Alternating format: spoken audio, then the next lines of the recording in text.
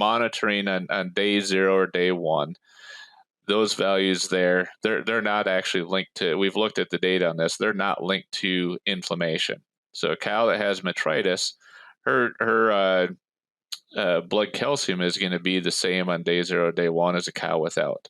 Versus if you start looking at days 2, 3, and 4, particularly 3 and 4, that's where you're going to see a difference. Cows with metritis or some other inflammatory condition, their blood calcium is going to be lower than a healthy cow. And so it becomes a different story of what you're looking at. What's the driving factor behind that calcium? So both of those values, say at day 0 or day 1 and day 3 or day 4, they're both critical values and understanding, but I think they point to different things as far as what's really underlying problems that you may be seeing in the herd.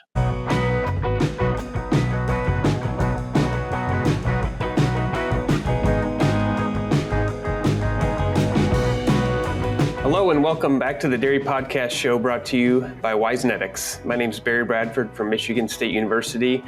Today I'm very happy to welcome to the show a friend and colleague, Dr. Corwin Nelson. Corwin, thanks for joining today. Yes, thank you, Barry. Glad to be here. Corwin's an associate professor in animal science at the University of Florida and has a pretty neat path to how he got here in the first place.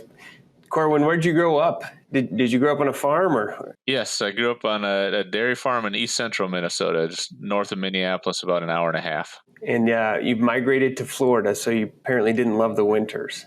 I probably enjoyed it at the time, and so yeah, I did. Actually, I went further north up to Duluth for my undergraduate in biochemistry. I did my bachelor's there, and then south to Ames, Iowa, which south from Minnesota, anyways, to Ames, Iowa for my PhD in biochemistry. And I thought that was warming up quite a bit, just moving from Duluth down to Ames. That was a big warm up. True. And then Wisconsin for my postdoc. And then ended up down here in Florida for a faculty position 12 years ago now. So it was, quite the change that way. I would have never imagined, and my wife and I, before graduate school and all that, we never would have imagined that was going to be the case. In fact, when we got married, my plan was to be a dairy farmer, not going into academia the way it was. But you never know where your path may take you. Well, and one thing people don't necessarily understand outside of academia, it's not like you just put your finger on the map and choose where to go. If you want to be in academia, there's not 1,000 choices at any given time, right? Yeah, definitely. It's especially if you're, say dairy science, working on that. There's not many places that you really have good opportunities to be able to be successful in that. So, well, one thing I really respect about you, Corwin, is having grown up on a farm, you totally can have conversations about applied dairy management. And I know you're the faculty kind of in charge now of the University of Florida dairy farm, which maybe we can get into if we have time. But like you said, you did your PhD in biochemistry, so you can go as applied as anybody wants to and about as basic as anybody wants to. So it makes you an outstanding resource, I think, for the topics we're going to cover today. Yeah, thank you. It makes it fun. It's useful to help be relatable to the dairy farmer in the end. Yeah, absolutely. Calving is the most vulnerable time for dairy cows. Hypocalcemia has a significant impact on herd health, milk yield, and profitability. That's why Protecta developed the patented calcium response technology, CART. With Zeolite and Casta liquid, dairy farmers can prevent hypocalcemia before it starts. The result? Stronger cows, smoother transitions, and healthier herds. Protecta, powered by CART.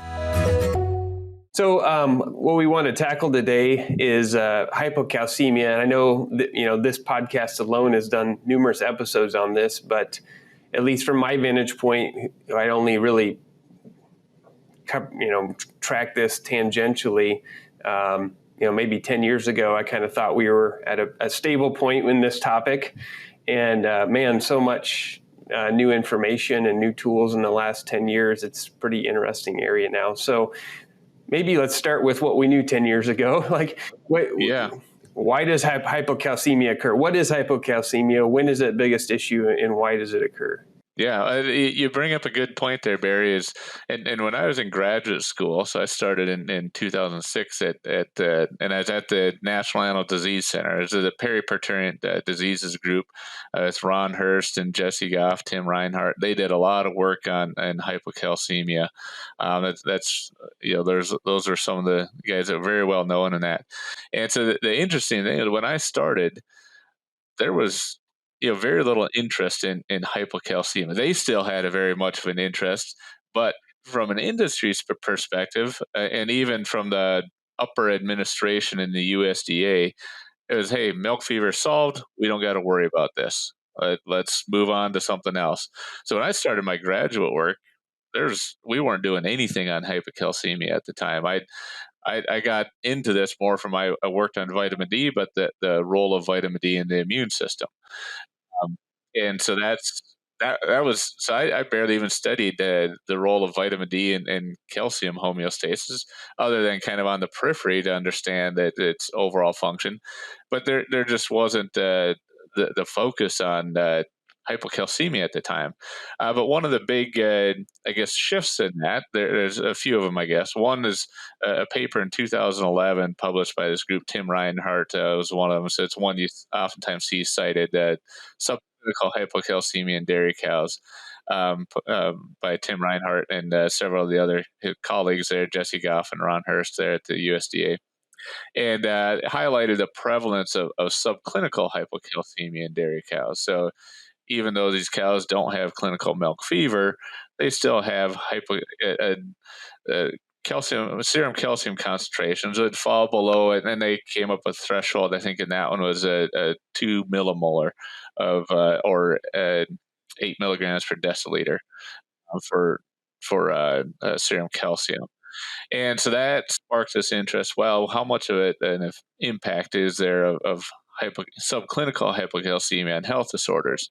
And then one of my colleagues here, Jose Santos, he and his group of students did another paper. That was, I think, published in 2012. Natalia Martinez was the first author on that. And she looked at the relationship between subclinical hypocalcemia and postpartum health disorders in cows, and then did some work with calcium boluses too. And there's work linking hypocalcemia to other health disorders and that, but that was one of the also significant papers showing the association between subclinical hypocalcemia and impaired health. And so that really got this field revived again, a lot of interest. Well, we got to focus on subclinical hypocalcemia.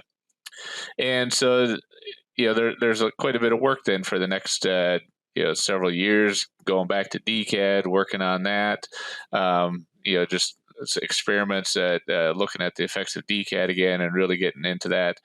And then around 2017, another publication came out, or a series of publications from Jessica McCart's group at Cornell. They started looking at, well, not all subclinical hypocalcemia is the same.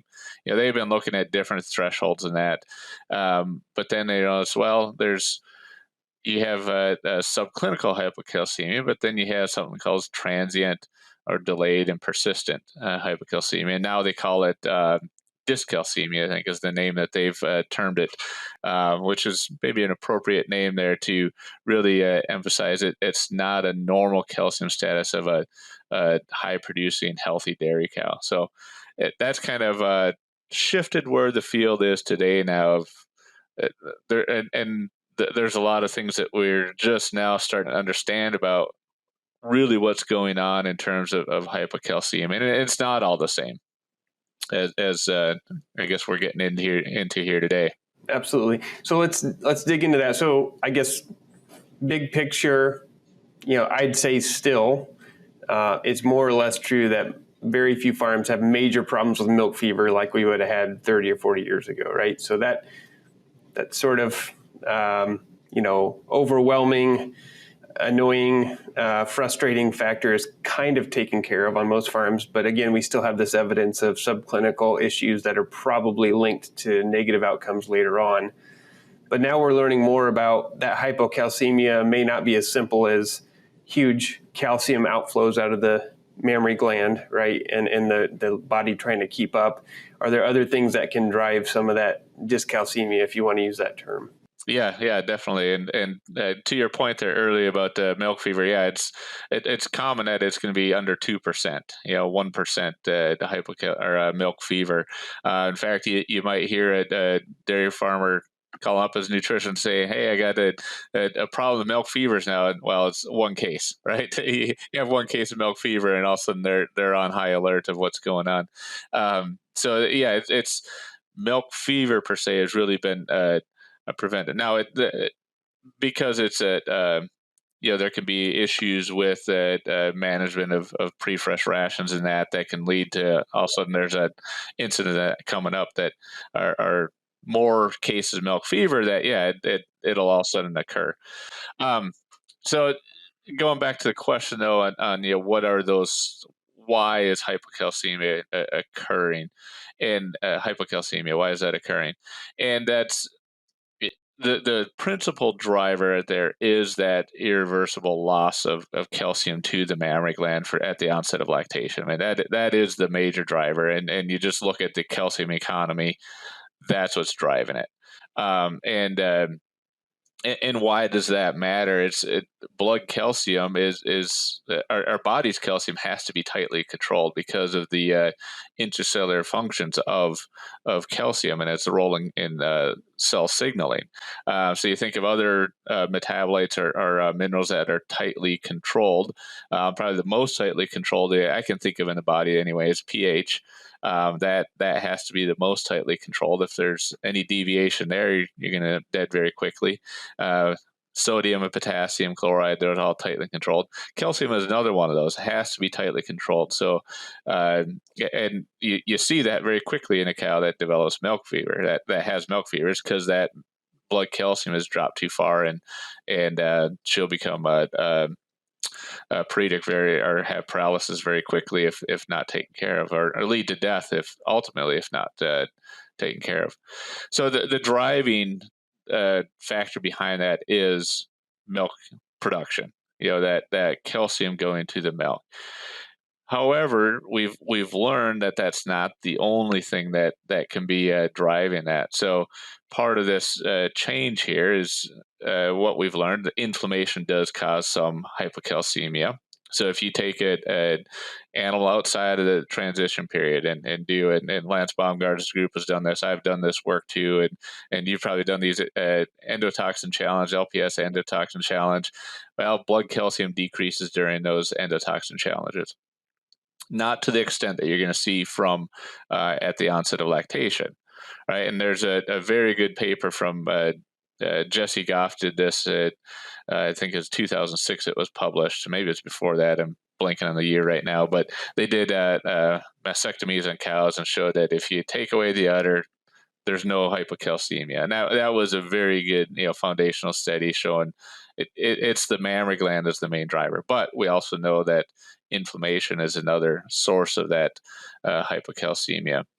Another one that probably gets overlooked too, that it's not the source of the hypocalcemia, but probably prolongs it, is the ruminal stasis. So when that rumen is not functioning, if you don't have flow of nutrients from the rumen through the intestines, well, then you're not going to have absorption of that calcium, right? So if that cow is not ruminating, that can delay it or prolong that hypocalcemia. So there's a couple factors there which really become hard to tease out what's driving what there, because if a cow is sick, she has metritis, well, she's not going to eat as much. Her ruminations go down.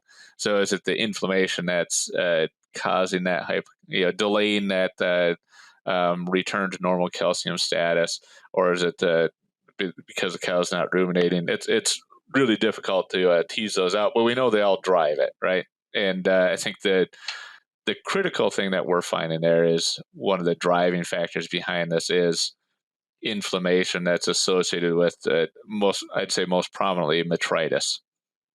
That is driving that delayed hypocalcemia that we see.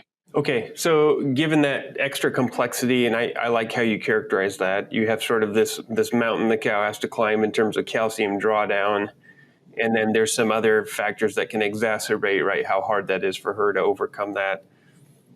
So thinking about that and thinking about the sort of characterization of some transient versus delayed hypocalcemia, I know this is something we've struggled with at our research dairy. How do we approach monitoring blood calcium in fresh cows now? Yeah, I think it's a very good question. I think the part of it, it's what are you trying to answer then too. So I think if you're looking at, is it a question of is the pre-fresh ration working as it should be? Is it preventing milk fever? So if it's working as it should be, that the calcium on day 0 or day 1, you're not going to be seeing a milk fever there. So that's indicating that your pre-fresh ration is working as it should be. Now, I think I don't think we've really settled on what is that critical threshold for serum calcium or plasma calcium on day 0 or day 1. We know that if a cow develops milk fever, that's bad. Now, what we don't really know, there's a lot of associations out there, but we don't really know is, say a plasma calcium below 1.9. Is that really bad for that animal? Because we have data showing from a large study that we did where cows that were below 1.9, they're the highest producing cows in the herd. As long as they didn't develop any disease, they're a healthy, high producing cow. So there's the real possibility, because of calcium is involved in the immune system plus other critical functions, say at ruminal function and neural function and muscle function, that low calcium does put a cow at greater risk, right? But I wouldn't say that we've really nailed down what that critical threshold is, because we also know that, cows that are very high producing cows, they can have low calcium, and somehow or another, they turn out to be high performing cows. So that's one part of it, is monitoring on day 0 or day 1. Those values there, they're not actually linked to, we've looked at the data on this, they're not linked to inflammation. So a cow that has metritis, her blood calcium is going to be the same on day 0, day 1 as a cow without. Versus if you start looking at days 2, 3, and 4, particularly 3 and 4, that's where you're going to see a difference. Cows with metritis or some other inflammatory condition, their blood calcium is going to be lower than a healthy cow. And so it becomes a different story of what you're looking at. What's the driving factor behind that calcium? So both of those values, say at day 0 or day 1 and day 3 or day 4, they're both critical values and understanding, but I think they point to different things as far as what's really underlying problems that you may be seeing in the herd. Well said. Yeah, and almost need to put them in different buckets in terms of, do we need to counteract this, first of all? And if we do, how do you approach it, right? Because I think they're, like you said, different problems, really. Oh, yeah, definitely. It's then the question becomes, what do you do about those? I think we know on the prevention of milk fever side of it, on those day 0, day 1, if they're, say you have a threshold that you're targeting there to keep your blood calcium above on day 0 or day 1, and whatever it is in your pre-fresh ration that you're managing there to keep it above that level, we know we can work on that one. The other more challenging question that I guess those that have an interest in immunology like we do, that becomes the fun part there of how do we handle those cows that it appears to be an inflammatory disease that's driving that. Then how do we handle those cows? There's part of it you're looking at, well, how do we need to manage or feed those cows in the prepartum to help prevent that? Or vice versa, I guess if you're more of the veterinarian approach, how do we treat that condition, right? So on farm, when you see that condition, because you're still going to have it, how do we treat that condition? And that's still an ongoing area of research.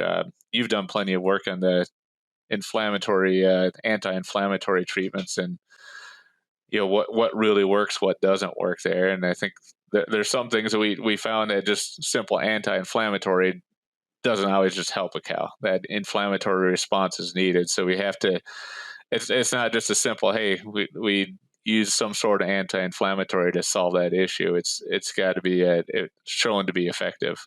So let's go over maybe the easier part of that, which is the preventative strategies. And I wanted to make sure we spent some time on,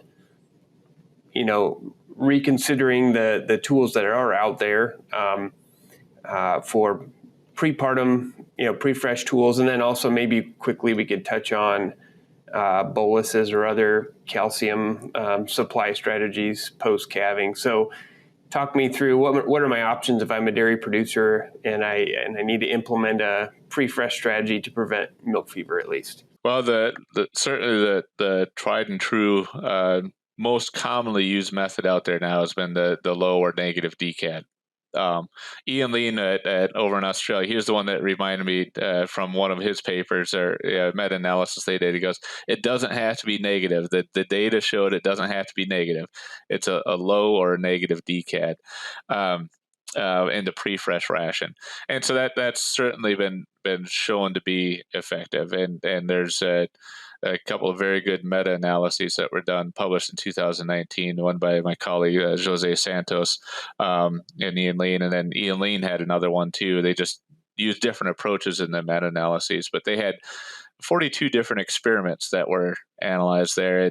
And certainly they showed what we know is a low or negative DCAD prevents milk fever, prevents hypocalcemia. I think importantly, what they also found in there is it's not only prevention of that disease, there is improved productive performance and improved health. So they found that a negative versus a positive DCAD resulted in more milk, 2.6 pounds, I believe, on average, in the following lactation. Fewer cases of metritis, fewer cases of retained placenta.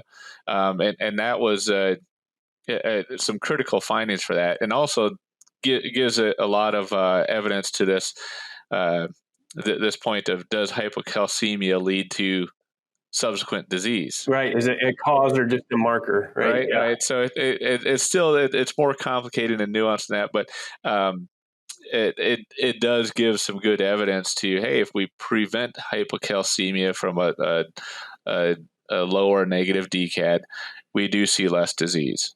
And so presumably it's through the actions of in part from the actions of calcium in the immune system taking place there. It's likely more things than that, but that's certainly a plausible explanation. So yeah, so that's one part. We know that low or negative DCAD will prevent hypocalcemia.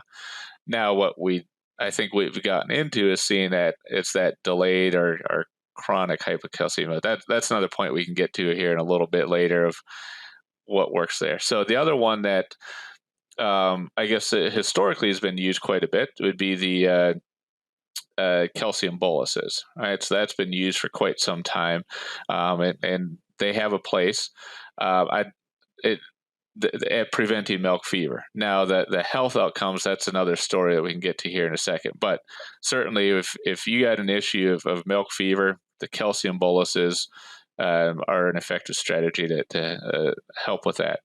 The one that's become more prominent now here in the last 3 or 4 years and really starting to take off is the binders. Originally called them calcium binders, the Zeolite A. It's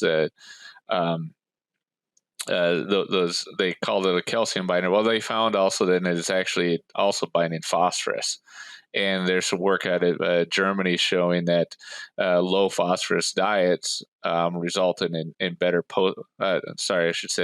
prepartum low phosphorus diets resulted in better postpartum calcium. Right, so that made this link then of, well, how are these binders really working? The Zeolite A, how's that really working? And that's in part through binding that phosphorus that's in the diet, and so creating I'd say a pseudo phosphorus, a pseudo low phosphorus diet because it's binding up that. So, and those have Yeah, there's not nearly as many published experiments on there out there, but those that have been done show it's effective at preventing hypocalcemia, or I should say clinical hypocalcemia.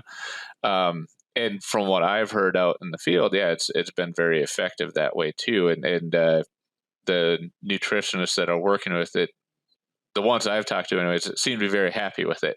I still have some questions about it as far as, and that's in part because the research isn't there to the extent that it is on the low or negative DCAT. It's just it took many years of research to gather enough on the DCAT to be able to show ultimately its effects on health performance. We just the body of research isn't out there yet on the zeolite products, but from what I've heard, and I mean, it's taken. There's a lot more farms that are switching over to it because not that it doesn't have to be managed as tightly, but I think I guess the feedback that I'm getting is it's not as variable as what you may find in a DCAT. I want to stress the point. It still has to be managed, and I think that's what they're finding is you still have to manage it closely, but you may not have quite the variability they might see with a DCAT and struggle to manage it quite as well, or dependent on the rations that you have for implementing a low DCAT. Even just taking away measuring urine pH as a weekly chore on these farms that are so strapped for labor is a selling point for some people. I think an important point that they can't get away from, though, is the measuring that or doing the analysis on your pre-fresh ingredients.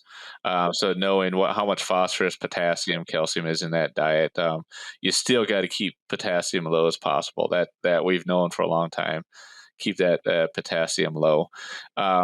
And then the other is paying attention to that phosphorus level. So talking with some nutritionists up in Vermont where they actually have to limit dietary phosphorus up there because of the phosphorus restrictions, they realize, well, hey, if we implement this just without doing some sort of titration of that zeolite product in their pre-fresh ration, well, then they really may be restricting phosphorus too far. Yeah, so and spending too much on zeolite as well. Oh yeah, right? Spending it. So, and that is, I think, a shift that's now taking place in the last couple of years is doing a titration of that product according to the amount of phosphorus that's in that ration. It's time for our famous three.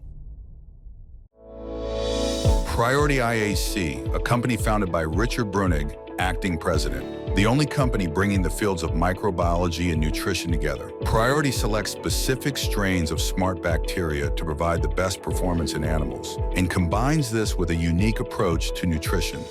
Visit us at World Dairy Expo in Madison, Wisconsin, September 30th through October 3rd. You can find us in the Coliseum on the main floor next to the West Side entrance. Booths 18 and 19, and learn how Priority is helping to improve animal health, one herd at a time.